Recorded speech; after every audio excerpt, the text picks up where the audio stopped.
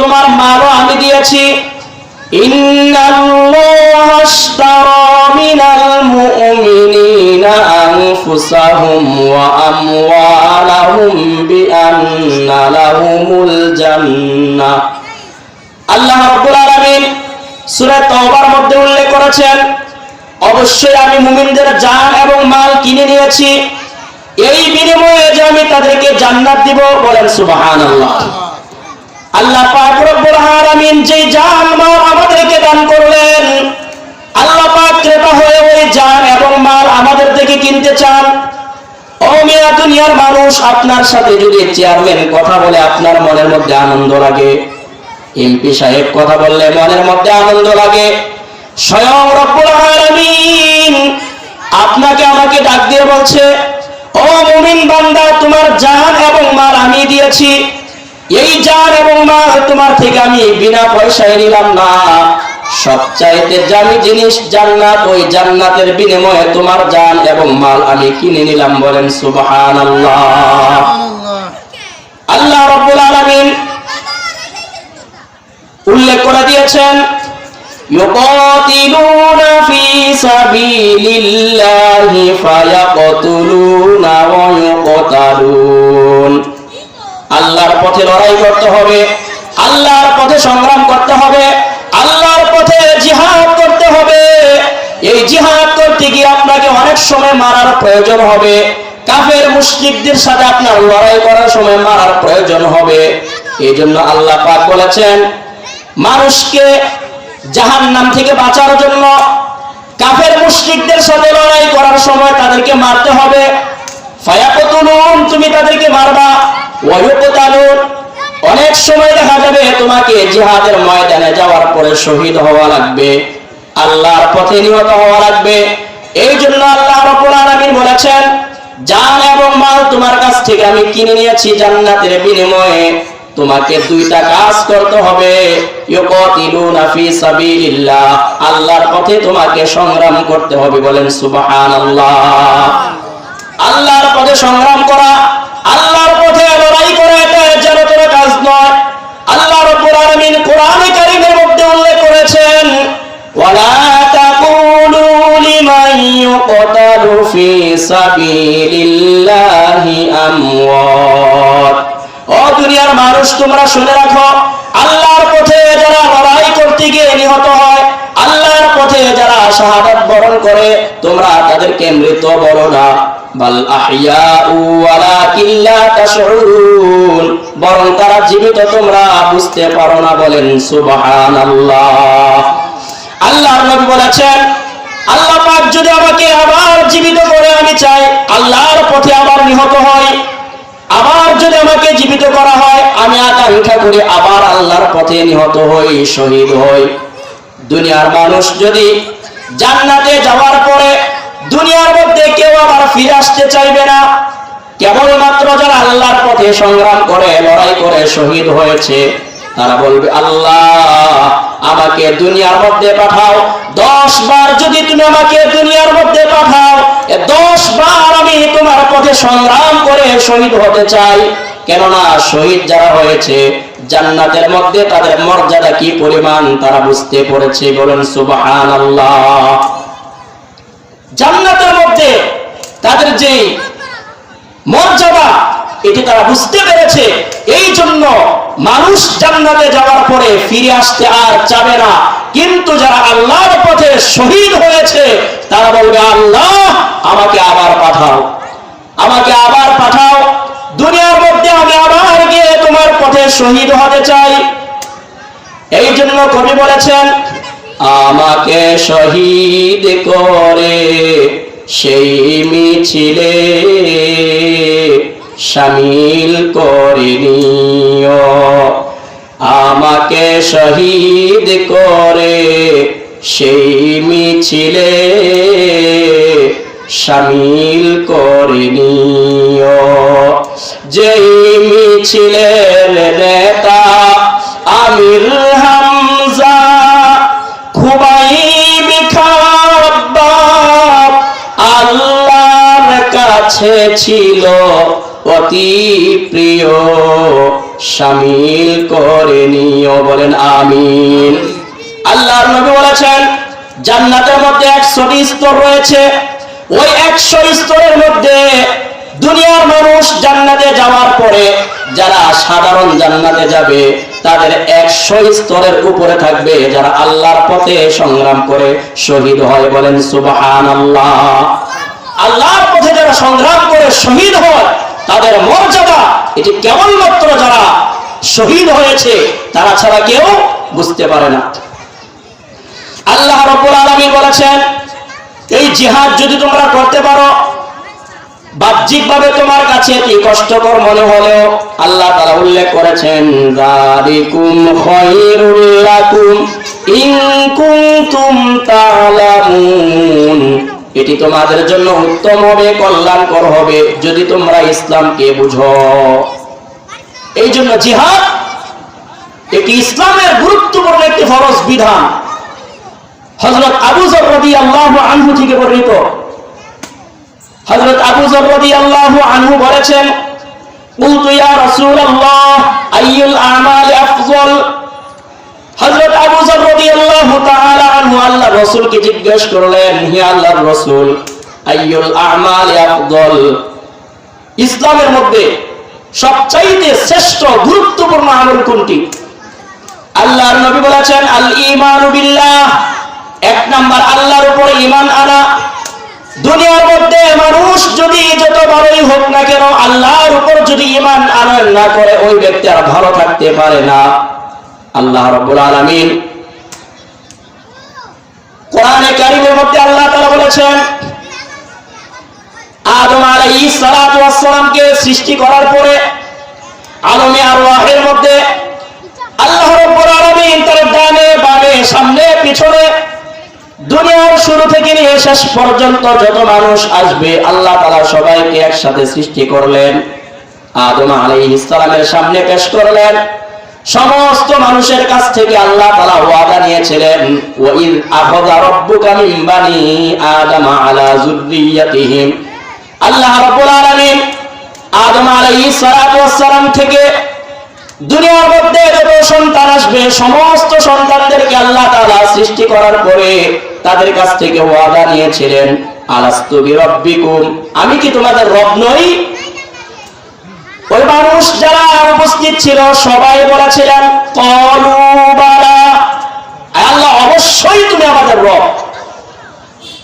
আল্লাহ রাব্বুল আলামিন কিয়ামতের ময়দানে ওই ওয়াদা আবার আমার কাছ থেকে আপনার আমার কাছ থেকে নেবেন।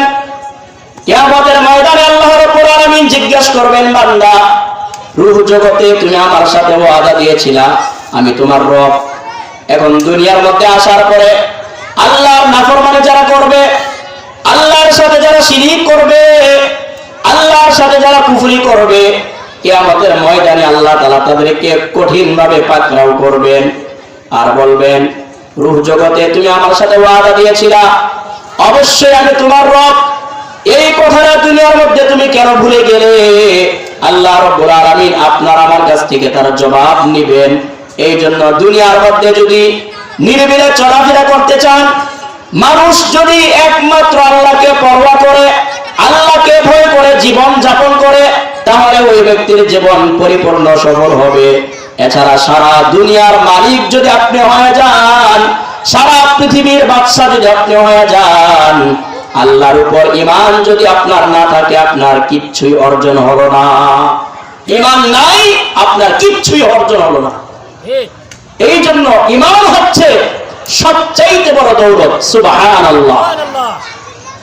আল্লাহ রাব্বুল আলামিন বলেছেন এই জিহাদ যদি সংগ্রাম যদি তোমরা করতে পারো, আল্লাহ রাব্বুল আলামিন বলেছেন সংগ্রাম করার এক নাম্বার বোনাস হলো ইয়াগফির লাকুম যুনুবাকুম, আল্লাহ রাব্বুল আলামিন তোমাদের জীবনের গুনাহ ক্ষমা করে দিবেন। আল্লাহর পথে সংগ্রাম করলে, আল্লাহর পথে জিহাদ করলে এক নাম্বার অফার হলো আল্লাহ পাক রব্বুল আলামিন আমাদের জীবনের গুনাহ সমূহ ক্ষমা করে দিবেন। ওয়া ইউদখিলকুম জান্নাতিন তাজরি মিন তাহতিহাল আনহার, এবং তোমাদেরকে এমন এক জান্নাতের মধ্যে প্রবেশ করাবেন যারা পাদদেশ দিয়ে নদী প্রবাহিত থাকবে। আল্লাহ রাব্বুল আলামিন আল্লাহর পথে সংগ্রাম যারা করবে, এক নম্বরে আল্লাহ পাক তাদের জীবনের গুনাহ ক্ষমা করে দিবেন। দুই নম্বর জান্নাতের এমন এক অবস্থায় তাদেরকে নিয়ে যাবেন, আল্লাহ পাক বলেছেন মিন তাহতিহাল আনহার, যারা পাদদেশ দিয়ে নহর প্রবাহিত থাকবে। ওয়া মাসাকিনা তাজ্জিবাতান ফি জান্নাতি আদন, স্থায়ী জান্নাতের উত্তম বাসস্থান আল্লাহ পাক তাদেরকে দান করবেন।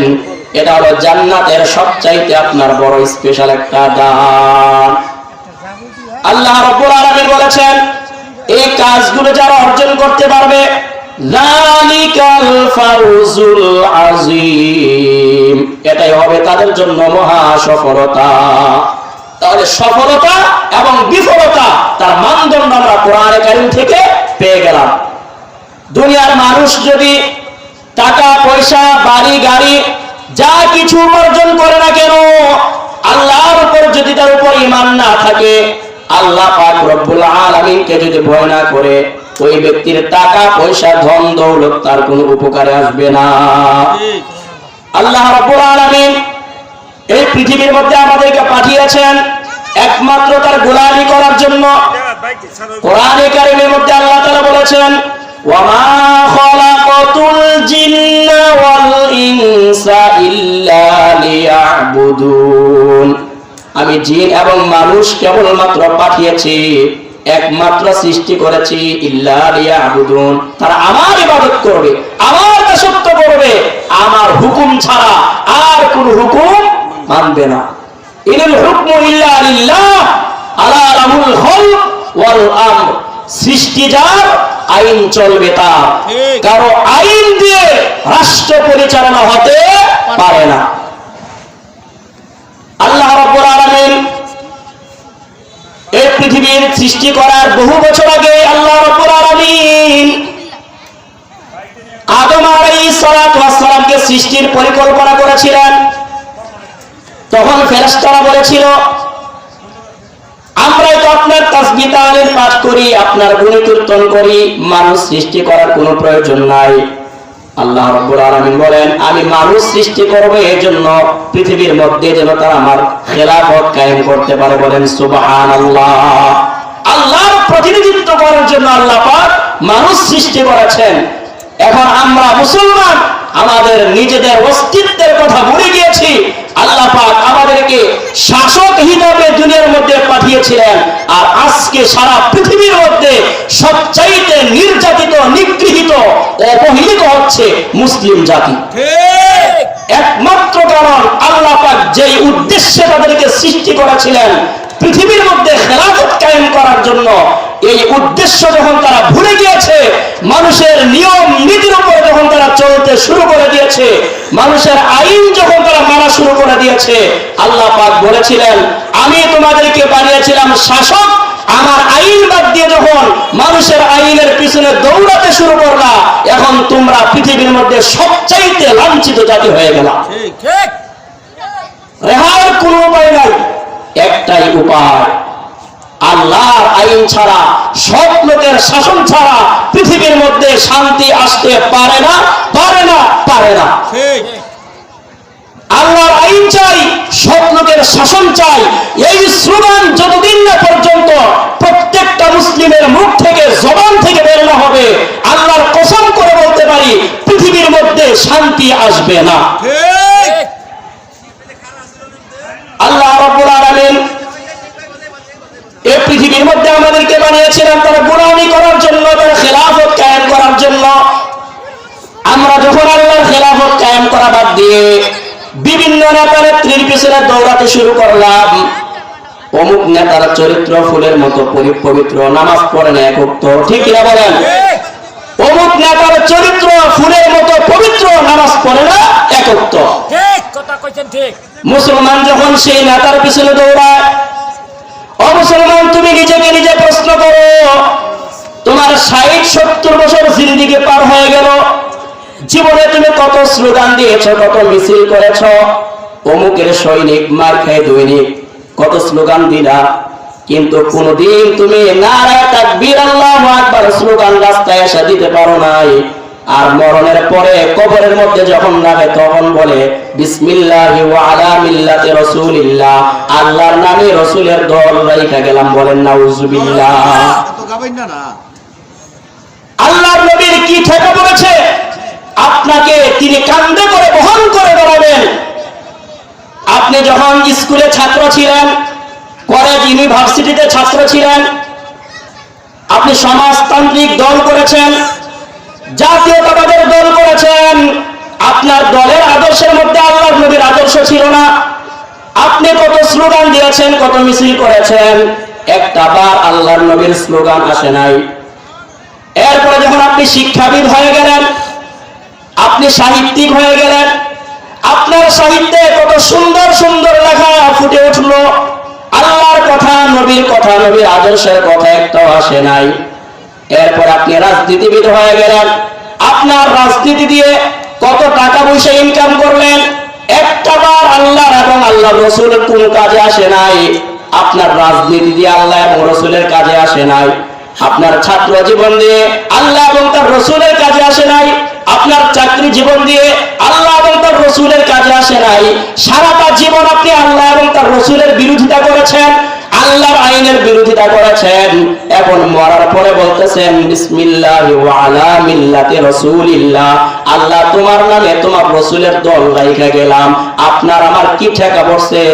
আমার নবী আপনাকে কেন কাঁধে করে বহন করবে? আপনি তো কোনদিন রসুলের আদর্শ বাস্তবায়ন করার জন্য জীবন দিতে রাজি হন নাই। নেতা নেত্রীর পিছনে আপনার জীবন দেওয়ার জন্য আপনি ঘর থেকে বের হয়ে গেছেন। কিন্তু কোরআনের যখন অবমাননা করা হয়, পৃথিবীর মধ্যে এমন কোন রাষ্ট্র নাই যেই বিধর্মীরা তাদের ধর্মীয় নেতাদেরকে গালি দেয়, তাদের ধর্মীয় পুস্তককে নিন্দা করে, তাদের ধর্মীয় বিধানকে লঙ্ঘন করে বৃদ্ধাঙ্গুলি দেখায়, এরকম পৃথিবীর মধ্যে কোন জাতি নাই। কিন্তু একমাত্র পোড়াকপাইলা জাতি, মুসলিম জাতি, নামধারী মুসলমান, যারা তাদের ধর্মীয় বড় বড় আলেমদেরকে পর্যন্ত গালাগালি করে, নাউজুবিল্লাহ, তাদের ধর্মীয় বিধান, সংবিধান, কোরআনে কারীমকে গালাগালি করে, আল্লাহকে পর্যন্ত গালাগালি করে, আল্লাহর বিধান, ফরজ বিধান, হজকে নিয়ে কটূক্তি করে, আল্লাহর রাসূলের ব্যঙ্গচিত্র করে, নামধারী মুসলমান করে। কাফের মুশরিকরা পর্যন্ত আল্লাহকে গালি দিতে অনেক সময় সাহস পায় না। কিন্তু বিশ্বের দ্বিতীয় বৃহত্তম মুসলিম দেশের মধ্যে কিছু নামধারী মুসলিম, নাস্তিক মার্কা মুসলিম, তারা আল্লাহর বিধান এবং রাসূলকে নিয়ে তারা গালাগালি করে। বলেন নাউজুবিল্লাহ। আপনার আমার জীবন দিয়ে কি লাভ হবে? নামাজ পর্যন্ত সঠিকভাবে আদায় করতে পারে না। আল্লাহর বিধানের কথা বললে আস্তে করে ঘাটটা ফিরাইয়া চলে যায়। আর মরণের পরে আবার 3 দিনা 40 করে মনে করে জান্নাত কিনে নেবে, এরকম একটা ভাবসা দেখা যায়। মরা শেষ 3 দিনা আশপাশে কয়েকজন মসজিদের ইমাম সাহেবকে দাওয়াত দিয়ে, গণ্যমান্য ব্যক্তি যারা আছে, প্রাইভেট কার, হুন্ডা দিয়ে খাইতে আসে, এই সমস্ত লোকদেরকে দাওয়াত দিয়ে খাওয়াইয়া মনে করে জান্নাতে পাঠাই দিয়েছি। বলেন নাউজুবিল্লাহ। অথচ সারাটা জীবন আল্লাহ এবং তার রাসূলের বিরোধিতা করছে। এত সহজ নয়। ইসলামের বিধান পরিপূর্ণভাবে আপনাকে পালন করতেই হবে। আপনি একটা স্কুলে ভর্তি হবেন কি হবেন না, এটা আপনার ব্যক্তিগত ব্যাপার। কোন কলেজে আপনার ছেলেকে ভর্তি করাবেন কি করাবেন না, এটা আপনার ব্যক্তিগত ব্যাপার। কিন্তু কলেজে, ভার্সিটিতে, স্কুলে ভর্তি করানোর পরে আর যদি ওই স্কুল, কলেজের, ভার্সিটির নিয়ম না মানেন আর আপনার নিয়ম অনুযায়ী চলেন, ব্যাট মাইর আপনাকে বের করে দিবে। এখানে বাংলাদেশে চলবে না। আমার ভাইয়েরা, আপনি মুসলমান হবেন কি হবেন না, এটা আপনার ব্যক্তিগত ব্যাপার ছিল। কিন্তু আপনি যখন মুসলমান হয়েছেন, একবার যখন পড়েছেন লা ইলাহা ইল্লাল্লাহু মুহাম্মাদুর রাসূলুল্লাহ, এই ঘোষণা দিয়ে যখন আপনি মুসলমান হয়ে গেলেন, ইসলামের ইউনিভার্সিটিতে আপনি ভর্তি হয়ে গেছেন, এখন আপনার এই কথা বললে চলবে না। আপনার নিয়ম অনুযায়ী আপনি ইসলাম পালন করবেন, এই কথা বলার ক্ষমতা আপনার এখন নাই। আপনি আপনার মতো রাজনীতি করবেন, এই কথা বলার ক্ষমতা নাই। আপনাকে ইসলাম অনুযায়ী রাজনীতি করতে হবে, ইসলাম অনুযায়ী আপনাকে ব্যবসা করতে হবে। যদি না করেন আপনার জন্য জাহান্নাম। ইন্না আ'তাদনা লিয-যালিমিনা নারা, আল্লাহ তাআলা বলেছেন এই সমস্ত জালেমদের জন্য আমি জাহান্নাম প্রস্তুত করে রেখে দিয়েছি। যারা আল্লাহর বিধানকে লঙ্ঘন করবে, আল্লাহর বিধানের বিরোধিতা করবে, এই সমস্ত জালেমদের জন্য আল্লাহ পাক জাহান্নাম প্রস্তুত করে রেখে দিয়েছেন। তো যাই হোক, আমরা জিহাদের আলোচনা করতেছিলাম। এই জিহাদ শব্দটা শুনলেই কাফেরদের শরীরে অ্যালার্জি শুরু হয়ে যায়, চুলকানি শুরু হয়ে যায়। জিহাদ মানে হচ্ছে আদ-দাওয়াতু ইলা দীনিল হাক্কি ওয়াল কিতাল মান লাম ইয়াকবালহু, সত্য দ্বীনের প্রতি মানুষকে আহ্বান করা। এই আহ্বানকে যারা অস্বীকার করবে, এই আহ্বানকে যারা অমান্য করবে, তাদের বিরুদ্ধে সংগ্রাম করার নাম হচ্ছে জিহাদ। আল্লাহর নবী বলেছেন এই জিহাদটা 3 স্তর হবে। 1 নাম্বার স্তর জাহিদুল মুশরিকিনা বিআমওয়ালিকুম, তোমার সম্পদ দিয়ে মুশরিকদের সাথে লড়াই করো, তাদের সাথে জিহাদ করো। 1 নাম্বার স্তর হচ্ছে বিআমওয়ালিকুম, তোমার সম্পদ দিয়ে। আল্লাহ পাক রব্বুল আলামিন আপনাকে আমাকে সম্পদ দান করেছেন। এই সম্পদ আপনি আমি যেখানে সেখানে খরচ করতে পারবো না। আল্লাহ পাক আপনাকে খাত নির্ধারণ করে দিয়েছেন, এই খাতে তোমাকে সম্পদ ব্যয় করতে হবে। আল্লাহর নবী বলেছেন কিয়ামতের ময়দানে 5টা প্রশ্নের জবাব দেওয়া ব্যতীত বনে আদম এক পা সামনের দিকে যেতে পারবে না। লা তাজুলু কদামা ইবনি আদম ইয়াউমাল কিয়ামাতি হাত্তা ইউসআলা আন 50। আল্লাহর নবী বলেছেন 5টা প্রশ্নের জবাব দেওয়া ব্যতীত কিয়ামতের ময়দানে আদম সন্তান সামনের দিকে এক পা অগ্রসর করতে পারবে না। আনুরুমদিহি ফিমা আফনাহু, আল্লাহর নবী বলেছেন সর্বপ্রথম আল্লাহ পাক কিয়ামতের ময়দানে আপনাকে প্রশ্ন করবে তোমার জীবন তুমি কোন কাজে ব্যয় করেছো। আল্লাহ পাক রব্বুল আলামিন আপনাকে আমাকে একটা হায়াত দিয়েছিলেন, এই হায়াত আপনি আমি কোথায় কাটিয়েছি আল্লাহ পাক আপনাকে আমাকে প্রশ্ন করবে। 2 নাম্বার ওয়ান শাবাবিহি ফিমা বেলা, তোমাকে আল্লাহ পাক স্পেশাল একটা সময় দিয়েছিলেন, শক্তির সময়, যৌবনকাল দিয়েছিলেন। এই যৌবনকাল তুমি কোন কাজে ব্যয় করেছো? যখন তোমার গায়ে শক্তি ছিল, চাইলে অনেক কিছু করতে পারো, ওই সময়টা তুমি কোন কাজে ব্যয় করেছো? বলেন সুবহানাল্লাহ। এই সময়টা যদি আল্লাহর পথে কাটাতে পারে, আল্লাহর ইবাদতে কাটাতে পারে, আল্লাহর নবী সাল্লাল্লাহু আলাইহি ওয়াসাল্লাম বলেছেন কিয়ামতের ময়দানে যখন কোনো ছায়া থাকবে না, সারা পৃথিবীর মানুষগুলো তাদের মাথার ফেটে মগজগুলো ভাতের মাড়ির মতো টকবক করতে থাকবে। ওই কঠিন সময়ে আল্লাহ পাক রব্বুল আলামিন ঘোষণা দিবেন ওই সমস্ত যুবকরা কোথায় আছো যাদের যৌবনকাল আল্লাহর ইবাদতে কাটিয়েছো? বলেন সুবহানাল্লাহ। আল্লাহর নবী বলেছেন ওয়াশাবুন নাশা ফি ইবাদাতিল্লাহি তাআলা, ওই যুবক কিয়ামতের ময়দানে আরশে আজিমের ছায়ায় আশ্রয় পাবে যে যুবক তার যৌবনকাল আল্লাহর ইবাদতে কাটিয়েছে। এখন আমাদের অধিকাংশ ক্ষেত্রে এরকম হয়, যুবকরা নামাজ পড়ে না, যুবকরা ইসলামের পথে চলে না। অনেক সময় দেখা যায় যখন আর কোনো কিছু উপায় নাই, ঘরেও শান্তি নাই, বাইরেও শান্তি নাই, মুরব্বী হয়ে গেছে, কাজকর্ম করতে পারে না, তখন কয় যা একটা সিল্লা দিয়াই। কিন্তু যখন তার একটা সময় ছিল 2 রাকাত নামাজ বেশি পড়তে পারে, এই সময়টা যখন ছিল তখন তাকে ফরজ নামাজেও পাওয়া যায়নি। কিন্তু যখন সে সঠিকভাবে ওযুটা করার পরে 1 ঘন্টা পরে তার ওযু আছে কি নাই এটাও বুঝতে পারে না, কারণ ঢিলা হয়ে যায়, তখন গিয়ে এক চিল্লা দিয়ে এসে আয়েশা বাবা সাজ্জা যায়। সারা জীবন করছেন আকাম কুকাম, আর এখন আপনি ভালো সাজছেন, এই ভালো থাকে না, থাকবে না।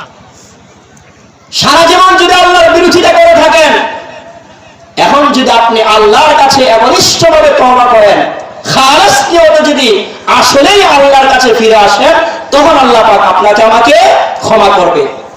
কিন্তু পরিবেশের কারণে মুরব্বী হয়ে গেছি, চায়ের দোকানে নামাজের সময় বসে থাকলে মানুষে খারাপ করবে, এই কারণে যদি আপনি মসজিদে যান, আপনার নামাজ কবুল হবে না।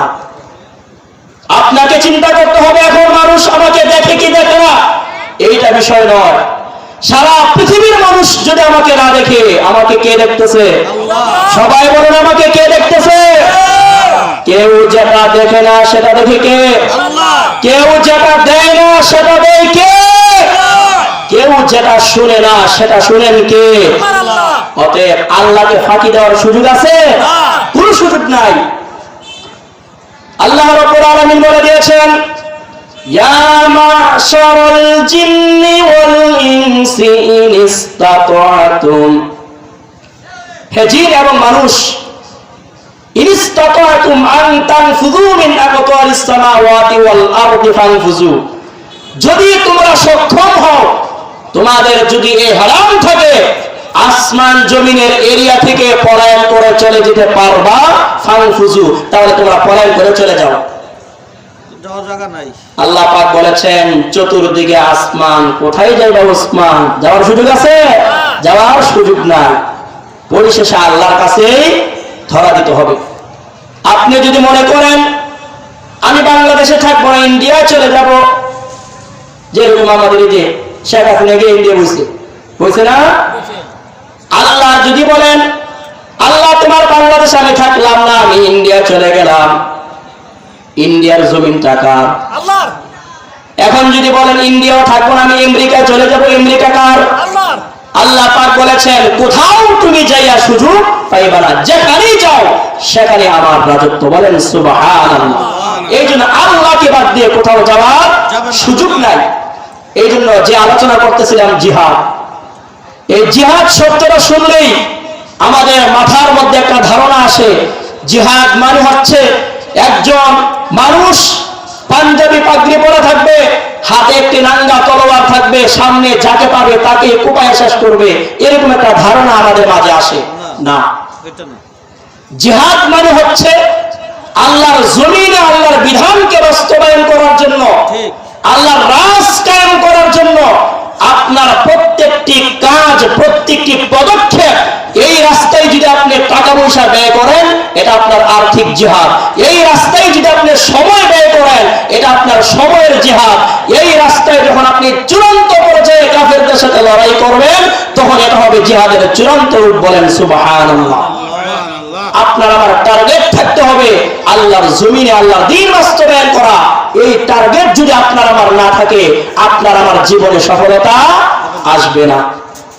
আল্লাহ রাব্বুল আলামিন বলেছেন, হযরত আবু হুরায়রা রাদিয়াল্লাহু তাআলা আনহু থেকে বর্ণিত হাদিস, তাযাম্মানাল্লাহু লিমান খারাজা ফি সাবিলিহি, আল্লাহ রাব্বুল আলামিন ওই ব্যক্তির দায়িত্ব নিয়েছেন, ওই ব্যক্তির দায়িত্ব আল্লাহ পাক নিজে নিয়ে নেন যে ব্যক্তি খরজা ফি সাবিলিহি, আল্লাহর পথে জিহাদের জন্য বের হয়ে যায়, লা ইখরিজুহু ইল্লা জিহাদান ফি সাবিলি, ওই ব্যক্তিকে কেবলমাত্র আল্লাহ পাকের জিহাদের জন্যই বের হয়েছে, ওয়া ঈমানান বি, আল্লাহর উপর ঈমান আনার কারণে, ওয়া তাসদীকাম বিরুসুলি, আল্লাহ দুনিয়ার মধ্যে যত নবী পাঠিয়েছেন প্রত্যেকটা নবীকে সে সত্য বলে স্বীকার করে।